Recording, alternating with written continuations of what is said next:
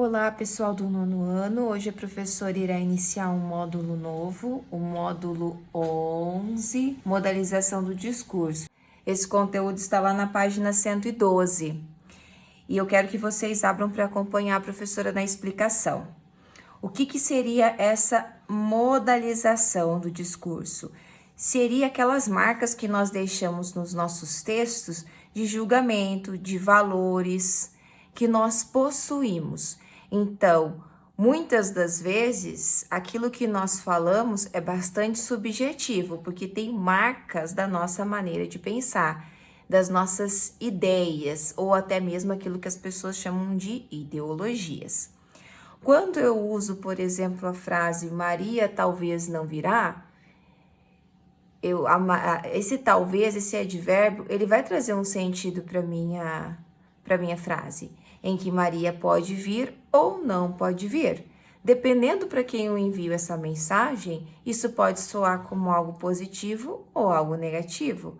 Se alguém está esperando Maria ansiosamente, esse talvez pode trazer uma certa tristeza, porque Maria talvez não virá, é uma dúvida. Se essa pessoa não deseja ver Maria, isso de maneira alguma vai ser uma tristeza, porque ela não deseja ver Maria. Então, essas palavras que nós utilizamos são carregadas de interpretação. Várias classes gramaticais nos auxiliam na hora de trazer essas informações e deixar no texto as nossas marcas. O primeiro exemplo da página 112 são os substantivos, os adjetivos e os verbos, que podem trazer juízo de valor positivo ou negativo. O exemplo que o livro traz é Elite despenca no final do turno e Elite tem baixa pontuação no final do turno. Embora ambas as frases, ambos enunciados, eu tenho a ideia de que Elite não teve um bom rendimento no final do turno, uma utiliza o verbo despencar e a outra utiliza o tem baixa pontuação. Despencar é um recurso de modalização que traz uma ideia de queda brusca. Já o tem baixa pontuação, não. Então, tem uma diferença interpretativa, embora eu queira trazer o mesmo assunto. Outra classe de palavras que também traz essas interpretações são o uso de advérbios ou expressões adverbiais, que é o segundo ponto que o livro traz. Esses advérbios, ele traz um sentido, uma interpretação para a oração, para a frase ou para o texto.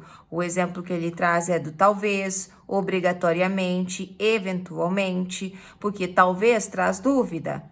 Obrigatoriamente traz necessidade e eventualmente é eventualidade. Então, tem sentidos bastante diferentes. O ponto 3 é o modo verbal empregado pelo enunciador. E ele pode expressar uma posição de certeza ou dúvida em relação àquilo que ele anuncia. Quando ele diz ali no primeiro exemplo, falha elétrica causa lotação nas estações do metrô, usar o modo indicativo, que por si só o modo indicativo já traz uma certeza, ele traz uma afirmação muito certa. Agora, quando eu utilizo, as pessoas não creem que a falha elétrica cause lotação nas estações do metrô, o fato de eu usar o modo subjuntivo, que cause, isso pode expressar uma dúvida diante de um fato. Então, a escolha dos modos verbais que eu vou trabalhar no meu texto, na minha oração, traz um sentido diferente de interpretação. O ponto 4 são os verbos auxiliares, o poder, o dever e o ter de, que exprimem noções de possibilidade, permissão e obrigação. Então, quando eu digo ali, pode chover hoje, é uma possibilidade. Agora, quando eu utilizo pode entrar amigo, isso é uma permissão. Então, o verbo, ele pode mudar de sentido a partir do contexto da frase. Se eu mudo o contexto, o verbo muda de sentido também.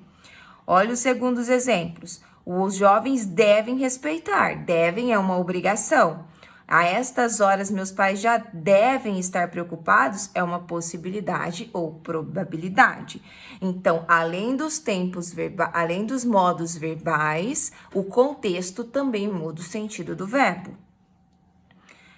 Ponto 5. Expressões formadas pelo verbo ser mais adjetivo. Indicam a atitude do enunciador que pode ser certeza, dúvida, obrigatoriedade. O primeiro exemplo, é claro que eu gosto do seu trabalho. É possível que o ônibus chegue atrasado. É preciso estudar. No é claro, eu tenho uma certeza. No é possível, uma dúvida. E no é preciso, uma obrigatoriedade.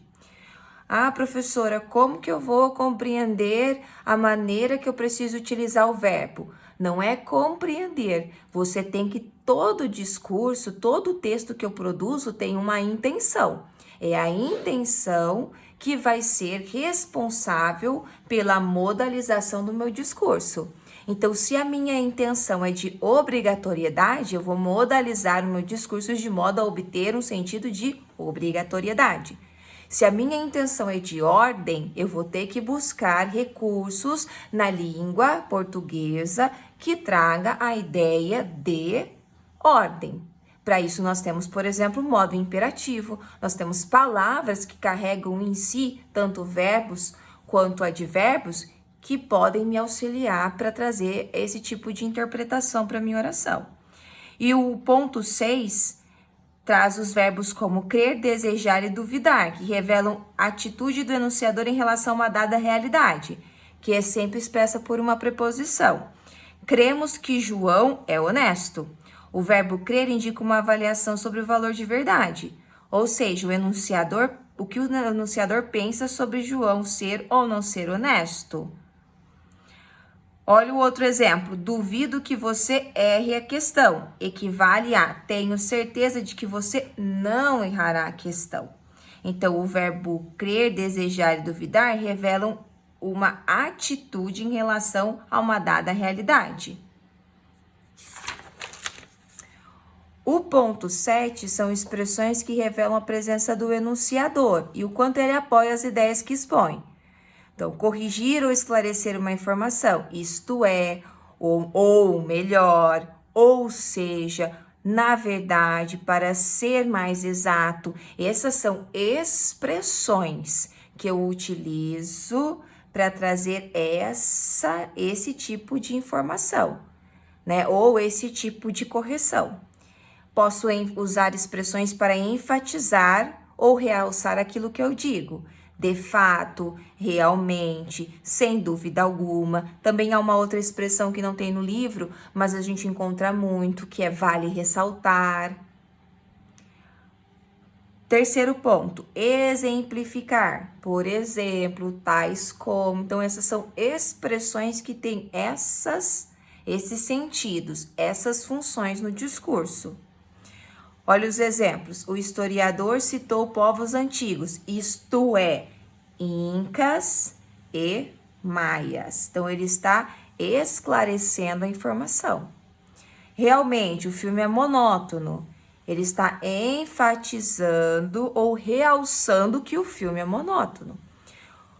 O núcleo do sujeito é um nome, por exemplo, substantivo ou pronome substantivo. Por exemplo, está exemplificando. 8. Palavras e expressões de grau que podem manifestar diferentes sentimentos e opiniões do falante. Aí ele vai trazer vários exemplos de manchetes para nós. O jogador marca novo golaço de bicicleta.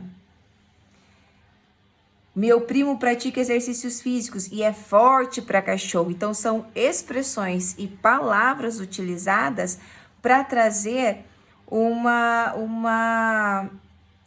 ênfase nessa oração. O diminutivo também é um recurso de modalização. Esse diminutivo ele pode estar ligado a algo bastante carinhoso ou a algo bastante que você menospreza. Então, tome um remedinho para sarar a tosse ou coisinha tão bonitinha do pai. Então, são exemplos de diminutivo em que eu uso o primeiro de tratamento rotineiro e o segundo de admiração e amor. Então, nem sempre o diminutivo é para indicar algo como desprezo. Eu posso usar o diminutivo para indicar algo carinhoso, algo fofo. O nono está falando dos sinais de pontuação, que busca reproduzir na escrita algumas emoções que nós, na fala, conseguimos transparecer pelas nossas expressões faciais, mas no texto escrito não. E aí tem um exemplo ali de texto trazendo esse uso da pontuação, que também é um indicador de modalização do discurso.